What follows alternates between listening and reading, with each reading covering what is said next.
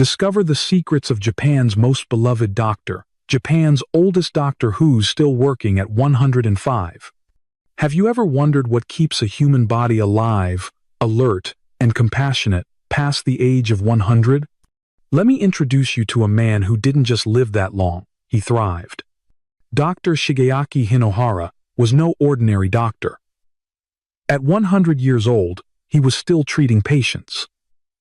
At 101, he was writing bestsellers. And just months before passing away at 105, he was still keeping a calendar with appointments penciled in for the next 5 years. A Japanese physician, educator, and reformer, Dr. Hinohara helped build the very foundation of modern medicine in Japan. He served as the honorary president of St. Luke's International Hospital and was a pioneer behind Japan's extraordinary longevity. What was his secret? It wasn't supplements. It wasn't strict diets. And it certainly wasn't retirement. It was something far more surprising, and surprisingly simple. In this video, we'll explore Dr. Hinohara's life, his radical philosophy of aging, and the unexpected, sometimes shocking principles that kept him healthy, joyful, and deeply fulfilled for over a century. And as we walk through his story, we'll uncover how you, yes, even in your 60s, 70s, or beyond, can live longer, stronger, and more purposefully than you ever thought possible. Dr. Shigeaki Hinohara didn't believe in slowing down. And he didn't just say that, he lived it. Until just a few months before his passing in 201, Dr. Hinohara continued to see patients at St. Luke's International Hospital in Tokyo. At 105 years old, he still had an appointment book filled with plans stretching 5 years into the future. He worked, listen to this, up to 18 hours a day, 7 days a week. Not because he had to, because he wanted to, because he believed he was still needed. What kept him going? In the words of journalist Judith Kawaguchi, who spent years interviewing him, he believed that life is all about contribution. That belief, she said, gave him boundless energy. He woke up every morning with a mission: to serve, to help, to teach, to heal. He kept today's goals, tomorrow's, and even goals for 5 years ahead. That sense of purpose, of always looking forward, may have been his most powerful medicine. Dr. Hinohara wasn't just a tireless doctor, he was also a visionary. He helped develop Japan's system of comprehensive annual medical checkups, sometimes called the human dry dock, a full-body screening inspired by the way ships are checked and maintained before problems occur. This system became a cornerstone of Japan's healthcare approach and contributed greatly to the country's unmatched longevity. And he didn't stop there. He wrote over 150 books, including the bestseller Living Long, Living Good, which sold more than 1.2 million copies. He gave lectures across Japan, often standing for the entire hour, even in his 90s and beyond. Many consider him the most beloved doctor Japan has ever known.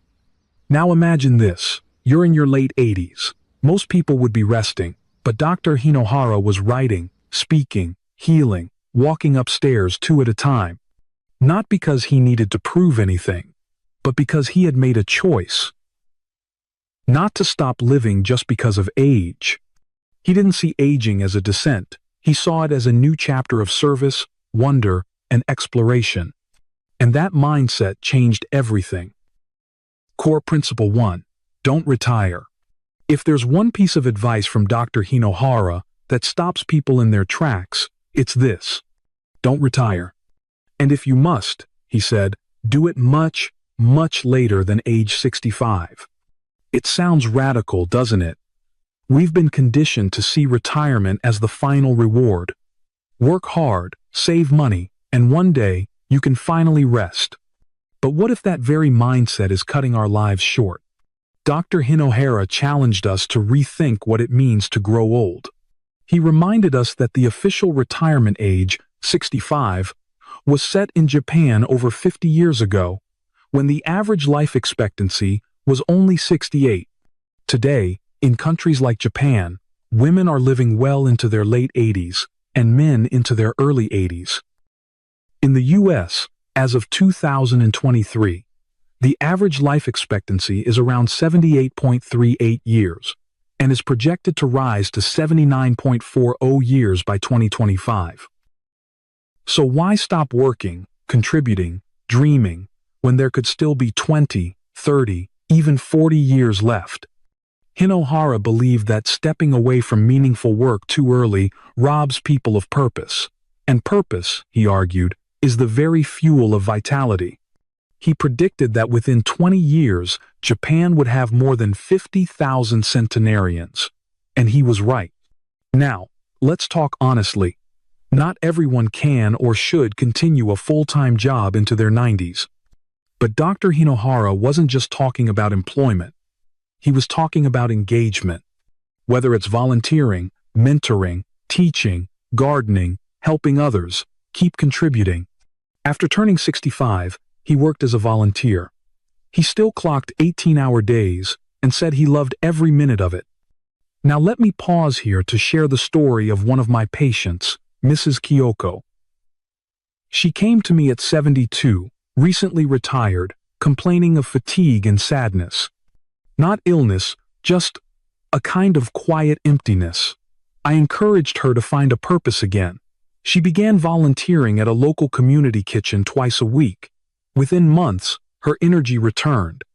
She told me one day with a soft smile, "Doctor, I feel alive again." You see, it's not about age, it's about aliveness. And yes, there's a financial side to this too. As Suze Orman once warned, many people in their 60s underestimate how long their retirement savings need to last. She said, "Can you honestly tell me you're 100% sure you will not run out of money if you start spending in your 60s and live into your 90s? It's a sobering question, but it leads us to a liberating truth. The longer we stay mentally and physically engaged, the healthier, wealthier, and more fulfilled we may become." Core Principle 2. Maintain a healthy weight and Spartan diet. If you want to live long, Dr. Hinohara once said, don't be overweight. It's a simple truth, yet it carries profound wisdom. He observed that across all cultures, all races, all genders, people who live past 100 share one striking feature. None of them are overweight. They may be strong, they may be lean, but they are never burdened by excess. And Dr. Hinohara practiced what he preached. His diet was almost shockingly modest. For breakfast, a cup of coffee, a glass of milk, and a bit of orange juice with a spoonful of olive oil. He believed that olive oil nourished not only his skin, but also kept his arteries supple and clean. For lunch, often a few cookies and milk, or sometimes nothing at all.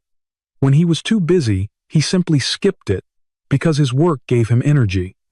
And for dinner, vegetables, a little fish and rice, and, only twice a week, a small portion of lean meat. Not trendy, not indulgent, just deliberate. But here's the beautiful twist. He wasn't obsessed with food. He simply ate less, and made sure what he ate was meaningful, nutrient-rich, clean, and joyful. Now I know, food can be deeply emotional. For many of my patients, especially after 60, food becomes a comfort, a companion, even a celebration. But Dr. Hinohara taught us something important. It's not about punishment or restriction. It's about eating with intention and finding energy in things other than food. He often said, energy comes from feeling good, not from eating well or sleeping a lot. And to complement his minimal diet, he kept his body moving in the simplest ways. He always took the stairs, never the elevator. In fact, he made it a point to take 2 stairs at a time to activate his muscles. He carried his own luggage, stood during lectures, and walked whenever possible. And the results? A lean frame, a sharp mind, a man who never needed a cane. So, ask yourself, what small habit can I change, not to lose weight, but to lighten the load on my heart, my joints, and my spirit? Because longevity is not built in big leaps. It's built one light, intentional step at a time. Core Principle 3. Find joy, don't stress about rules. One of the most unexpected things Dr. Hinohara ever said: worry less about eating well or getting more sleep, and have fun. At first glance, that seems to contradict everything we just talked about. But listen closely. He wasn't dismissing health. He was deepening it. He believed the real energy of life doesn't come from the perfect diet or the strictest schedule. It comes from joy. He said, "We all remember how, as children, when we were having fun, we often forgot to eat or sleep. I believe we can keep that attitude as adults too." And he meant it. The joy of curiosity, the excitement of discovery, the laughter shared with friends over a silly story. These aren't small things. They are medicine. One afternoon, I sat beside a patient named Mr. Lin.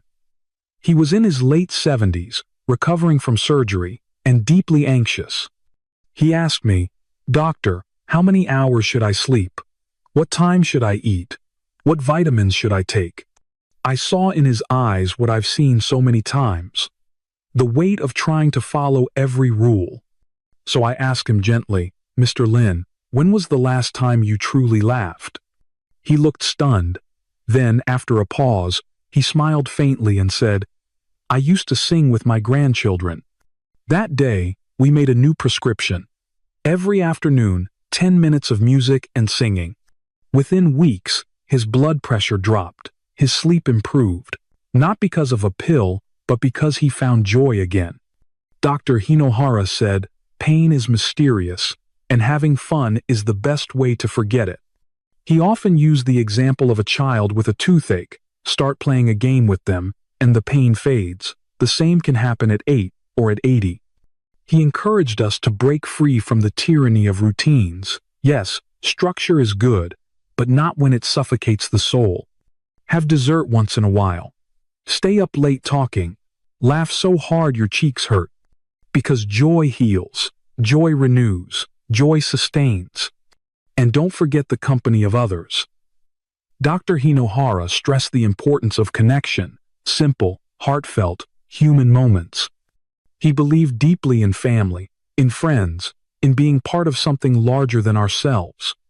Rules can keep us safe, but it's joy that keeps us alive. Core Principle 4. Question your doctor and embrace holistic healing. This next part may surprise you. Dr. Hinohara, one of Japan's most respected physicians, often told people, "Don't blindly follow what your doctor says." Coming from a man who spent nearly 80 years in medicine, this wasn't rebellion, it was wisdom born of experience. He believed that true healing doesn't come from pills or procedures alone. It comes from listening, asking, understanding the whole person. He would say, when a doctor recommends you take a test or have surgery, ask, "Would you suggest this for your own spouse, your own child?" Why? Because every test, every surgery carries weight, not just physical risk, but emotional burden. And sometimes, what we really need is not more intervention, but more intention. One woman I treated, Mrs. Sandra, had been scheduled for back surgery by another clinic. She came to me second-guessing the decision, not because she feared pain, but because something in her spirit didn't feel right. We sat, we talked, we explored alternatives, physical therapy, lifestyle changes, even posture habits. Months passed, and her pain eased without ever needing the knife. Dr. Hinohara would have smiled. He once said, "Contrary to popular belief, doctors can't cure everyone, so why cause unnecessary pain with surgery?" He wasn't dismissing modern medicine, he helped build it in Japan. But he saw its limits. He knew that science, while powerful, often overlooks the human heart. He said, "Science lumps us all together, but illness is individual. Each person is unique, and diseases are connected to their hearts." That's why he championed liberal and visual arts in medical training, not just biology, but empathy. Not just data, but story. He brought music therapy, animal therapy, and even art classes into hospitals. He understood that what the body needs to heal, the soul must first feel, because sometimes a melody can soothe a wound no medicine can reach. Sometimes stroking a dog's fur can lower blood pressure better than a beta blocker. Sometimes what we need most is not another test, but someone to look us in the eye and say, "I see you, I hear you, let's heal together."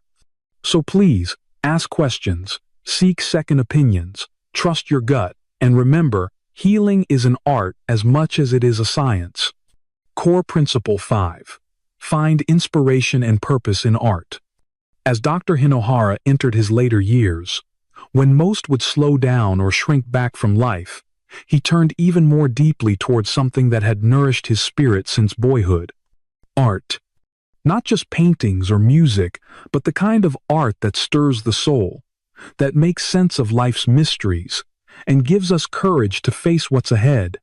He often quoted a powerful piece of poetry from Robert Browning's At Vogler: "There shall never be one lost good. What was, shall live as before.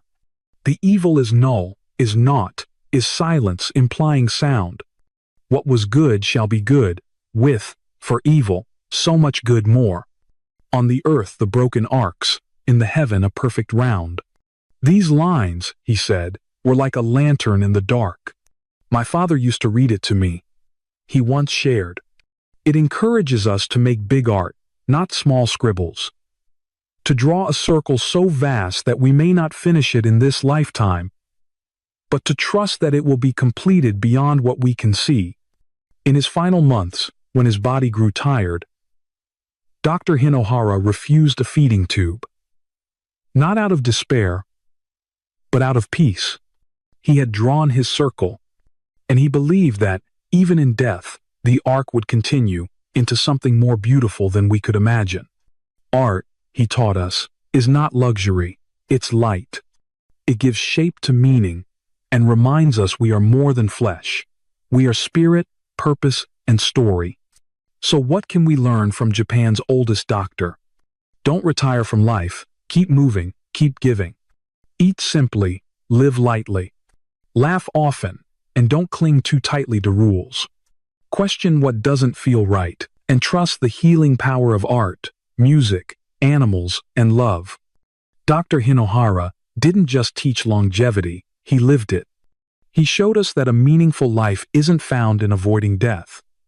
It's found in waking each day with purpose, contributing to others, and creating beauty wherever we stand. Let his life remind us, we are never too old to live well, only too afraid to begin. And now, I'd love to ask you, what might your version of a long, meaningful life look like? What circle will you begin to draw, knowing it may never be finished, but will echo far beyond your time? The journey isn't over. It may, in fact, just be beginning.